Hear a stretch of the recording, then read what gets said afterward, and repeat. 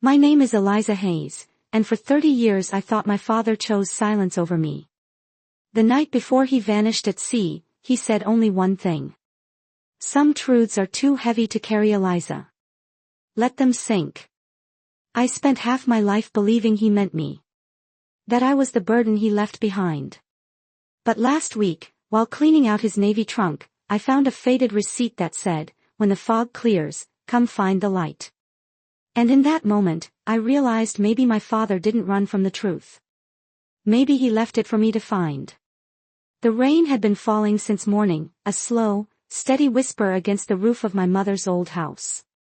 I could still smell the cedar she used to polish the furniture with faint beneath the must of years gone by.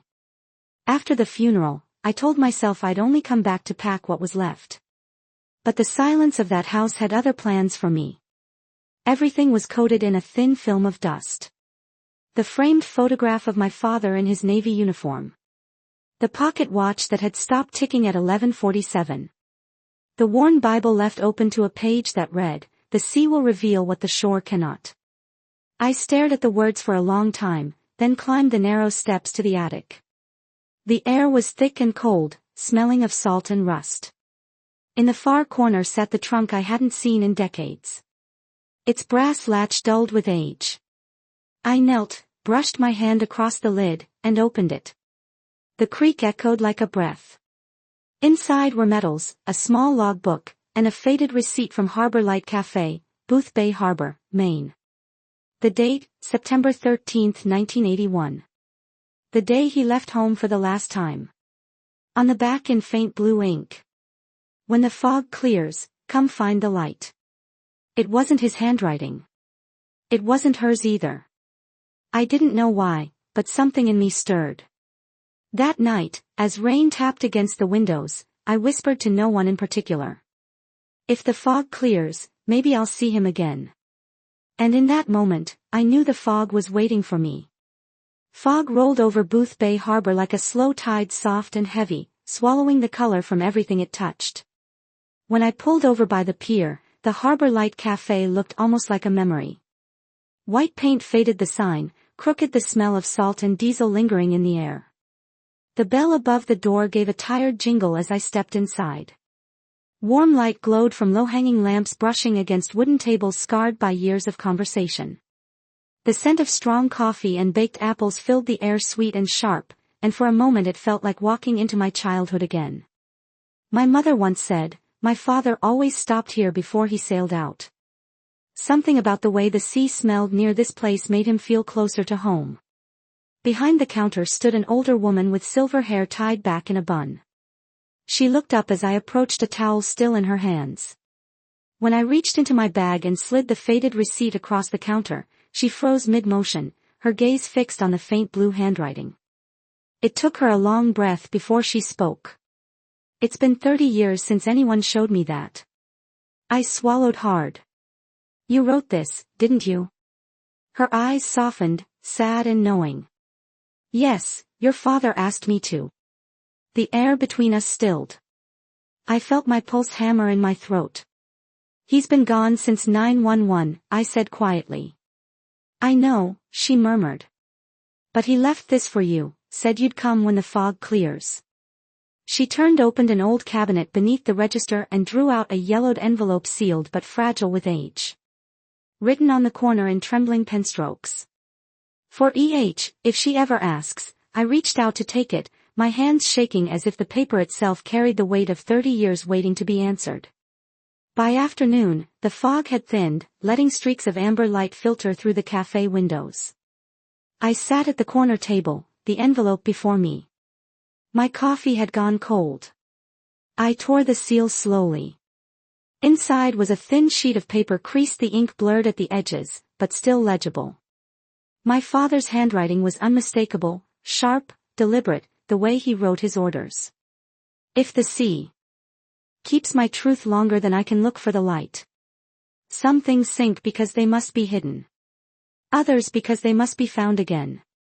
I read the words twice, my throat tight, the meaning hovering just beyond reach. Beneath the letter was a small Polaroid, my father younger in uniform, standing beside a smiling officer holding a coffee cup. On the back in a hurried scroll, USS Milton, September 1991. I pulled out my phone and typed the name written there, Lieutenant Marcus Cole. The search results appeared instantly. CEO North Star Maritime Logistics, a defense contractor headquartered in Boston. My chest tightened. I remembered his face from the funeral. He was the one who'd called my father a man of principle. If he served under my father, why did the letter lead me here? Why the light? Why now? Clara came over with a fresh cup of coffee, steam curling between us. He used to drink it black. No sugar, she said. So do I. I answered, barely hearing my own voice. Did he ever say why he left this note? She looked toward the window where the fog outside was lifting into pale sunlight. He said one day, you need to know what really happened that night. My heart caught. What happened? Clara's eyes flickered with something unreadable.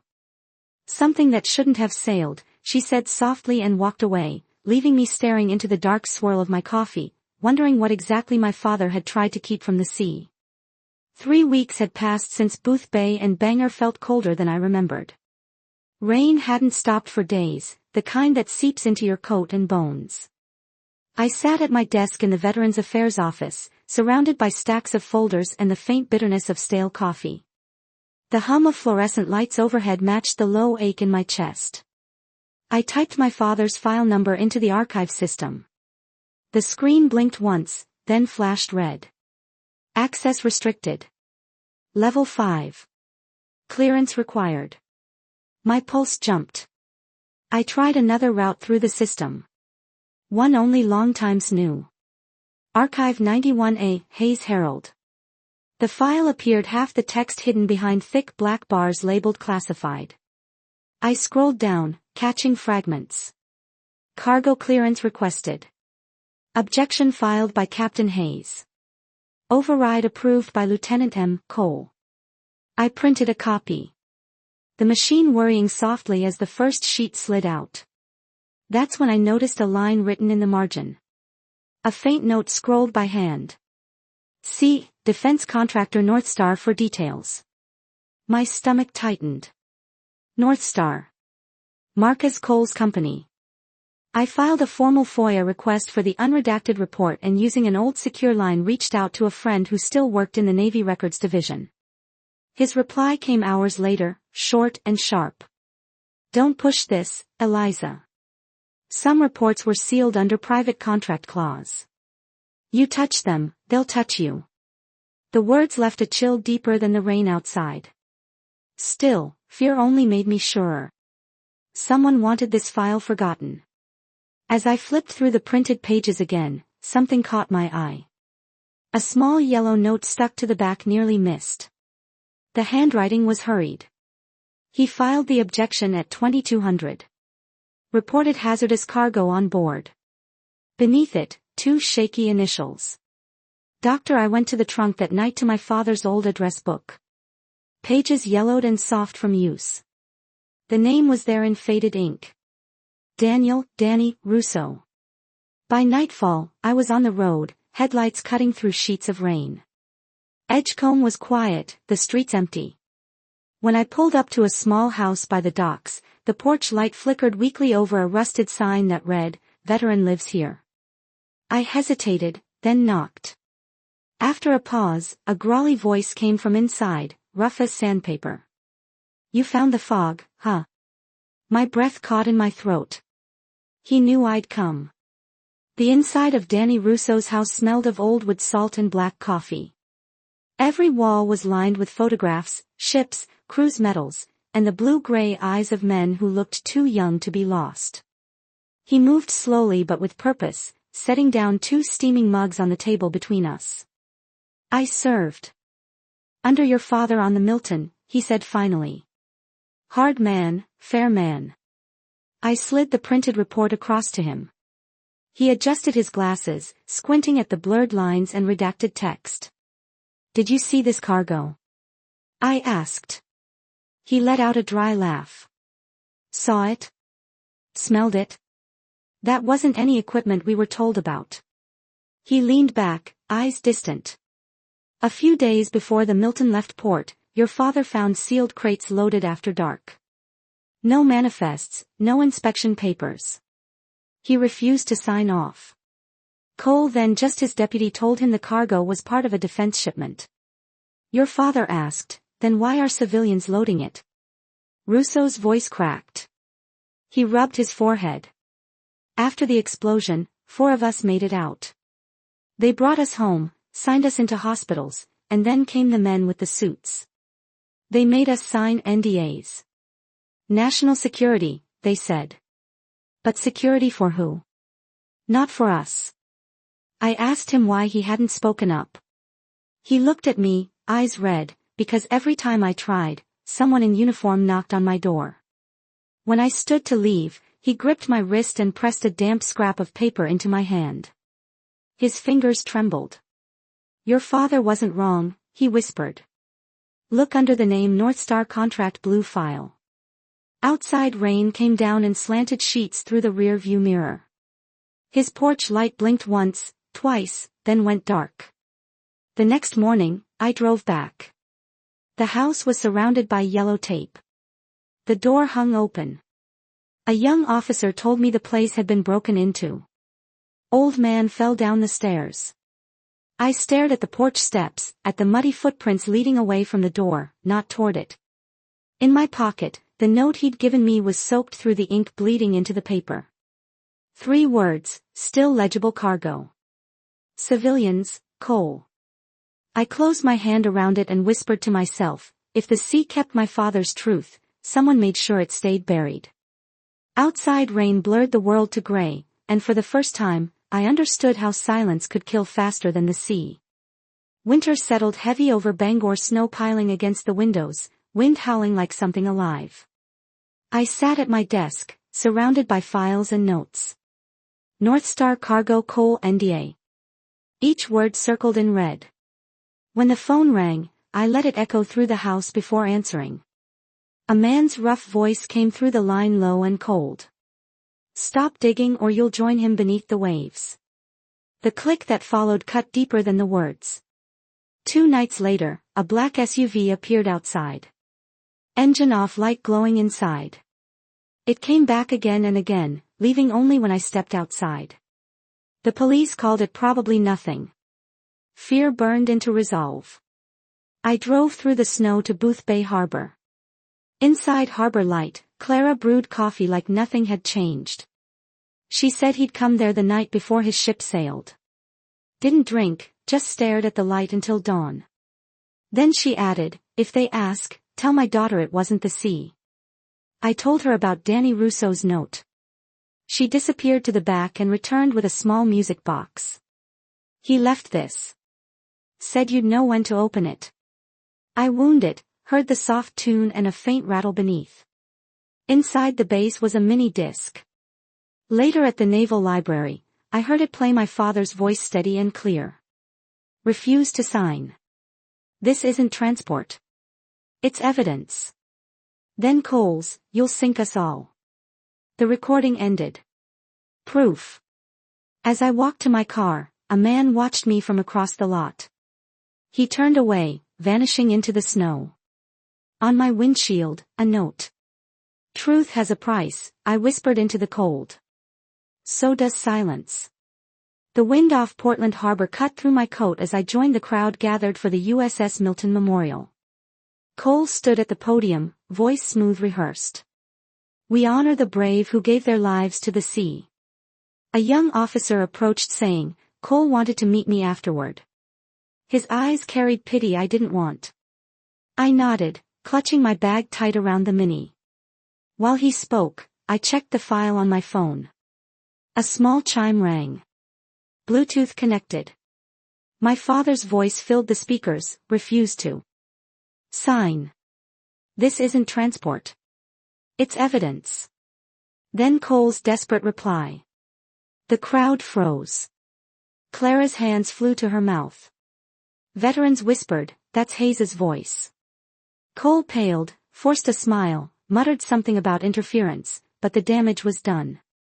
The truth was out. Later, in a small room behind the stage, Cole's glare cut through me. You don't know what you've started. I met his eyes. Neither did my father.